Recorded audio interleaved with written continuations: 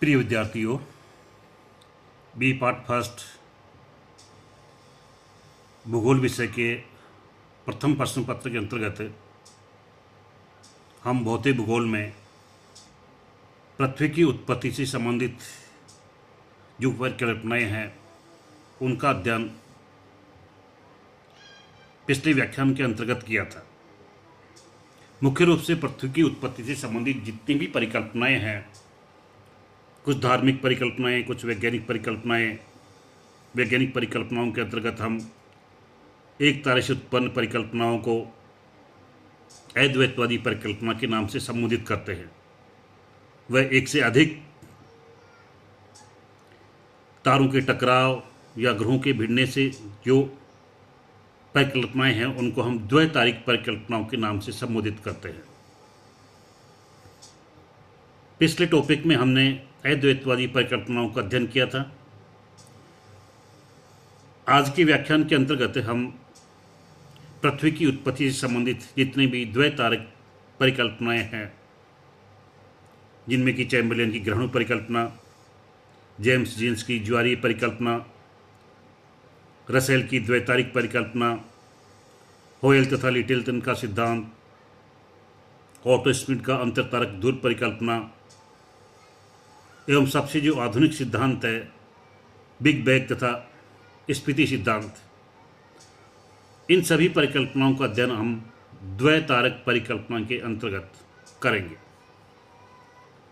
इसी क्रम में सबसे पहले लेते हैं हम चैम्बरलेन की ग्रहणु परिकल्पना।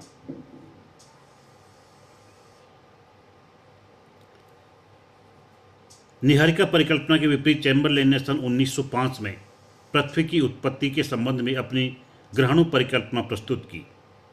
इस परिकल्पना द्वारा न केवल पृथ्वी की उत्पत्ति के विषय में ज्ञान प्राप्त होता है, वरन उसकी बनावट, वायुमंडल की उत्पत्ति तथा महासागरों एवं महाद्वीपों की रचना के विषय में भी पर्याप्त जानकारी प्राप्त होती है।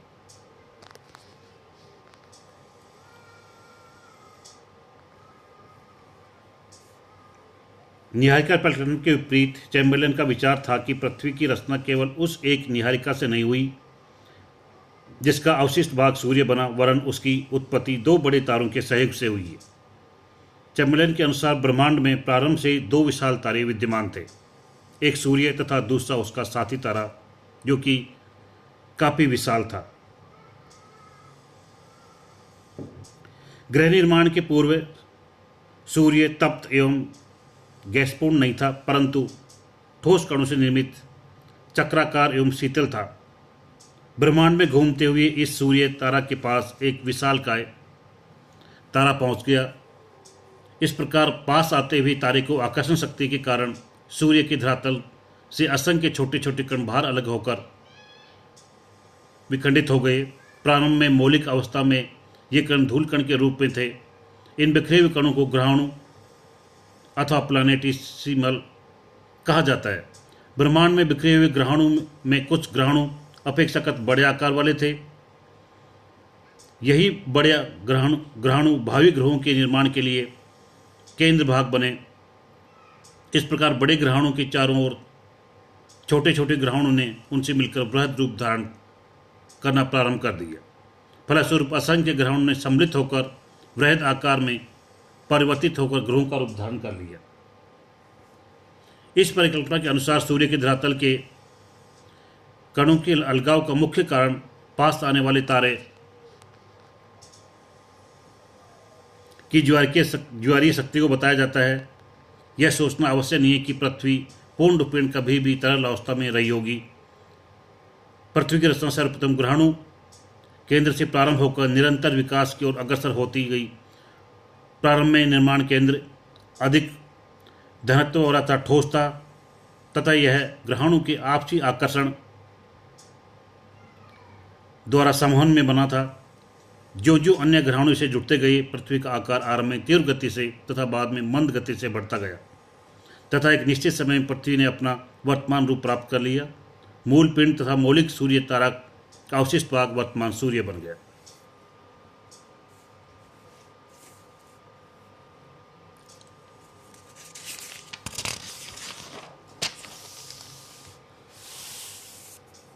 द्वितीय परिकल्पना है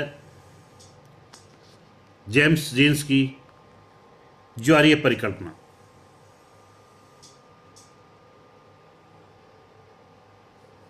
सौरमंडल की उत्पत्ति से संबंधित ज्वारीय परिकल्पना का प्रतिपादन अंग्रेज विद्वान सर जेम्स जीन्स ने सन 1919 में किया तथा जेफ्रीज नामक विद्वान ने उक्त परिकल्पना में सन 1929 में कुछ संशोधन प्रस्तुत किए, जिससे इस परिकल्पना का महत्व और अधिक बढ़ गया। यह ज्वारीय परिकल्पना आधुनिक परिकल्पनाओं तथा सिद्धांतों में से एक है जिसे अन्य की अपेक्षा अधिक समर्थन प्राप्त है। अपनी संकल्पना की पुष्टि के लिए जीन्स तथा तथ्यों को स्वयं मानकर चलते हैं। इस प्रकार ज्वारीय परिकल्पना प्रतिपादक द्वारा कुछ कल्पित तथ्यों पर आधारित है, जैसे कि सौरमंडल का निर्माण सूर्य तथा एक अन्य तारे के संयोग से हुआ है। प्रारंभ में सूर्य गैस का एक बहुत बड़ा गोला था। सूर्य के साथ ही साथ ब्रह्मांड में एक दूसरा विशालकाय तारा विद्यमान था।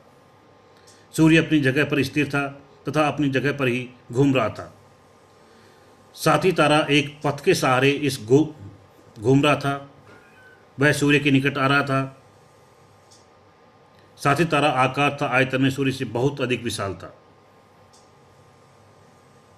पास आते हुए तारे द्वारा ज्वारीय शक्ति का प्रभाव सूर्य के बाह्य भाग पर पड़ रहा था।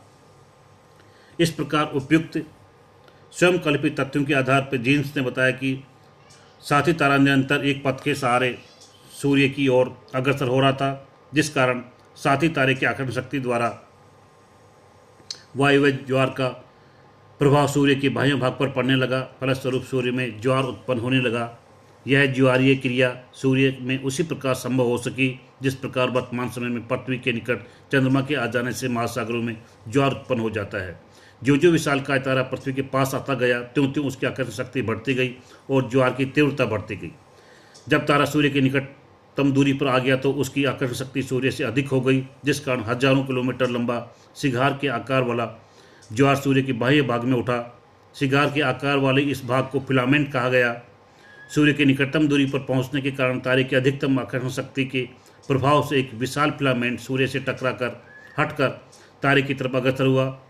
जीन्स के अनुसार पास आने वाला तारा सूर्य के मार्ग पर नहीं था, अतः यह सूर्य से आगे बढ़ने लगा। इस प्रकार तारे के दूर निकल जाने के कारण फिलामेंट तारे के साथ न जा सका, वरन यह सूर्य की चारों ओर परिभ्रमण करने लगा। यह प्रश्न उठाया जा सकता है कि इस स्थिति में जबकि तारा अधिक दूर चला गया तो फिलामेंट सूर्य के पास पुनः वापस क्यों नहीं आ गया। जब फिलामेंट टूटकर तारे की तरफ अग्रसर हुआ, उस परिस्थिति में यह सूर्य की आकर्षण शक्ति के क्षेत्र से बाहर हो गया था, अतः वह सूर्य को चक्कर लगाने लगा, वापस नहीं आ सका। कुछ समय पश्चात साथी तारा सूर्य से इतनी दूर चला गया कि पुनः कोई वायव्य या फिलामेंट उससे अलग नहीं हो सका। आगे चलकर सूर्य से निकला हुआ ज्वारीय पदार्थ सिगार के आकार में अधिक लंबा हो गया, जिसका मध्य भाग अधिक मोटा या चौड़ा तथा दोनों किनारे वाले भाग अधिक पतले थे। किनारों का पतला होने के कारण मुख्य साथी तारे तथा सूर्य की आकर्षण शक्ति के कारण प्रभाव को बताया गया है। फिलामेंट में गति या परिभ्रमण की आविर्भाव दूर होते हैं, तारे की गुरुत्वाकर्षण शक्ति के खिंचाव के कारण हुआ था। इस प्रकार इस सिद्धांत से यह स्पष्ट होता है कि जैसा कि वर्तमान में हम देखते हैं कि मध्य ध्रुव के अलावा सूर्य की तरफ वाले ग्रह आकार में छोटे हैं एवं बृहस्पति से आगे प्लूटो तक के ग्रह क्रमशः छोटे होते चले जाते हैं। यह इस सिद्धांत के एक पक्ष में प्रमाण है, जिससे कह सकते हैं कि जब सूर्य के नज़दीक आया हुआ विशाल तारा तब इस प्रकार मध्य भाग में उभार हुआ होगा और वर्तमान ग्रहों की जो आकार की स्थिति है उससे स्पष्ट होता है कि हमारे ग्रह किसी इस प्रकार के फिलामेंट से ही उद्भव हुए होंगे।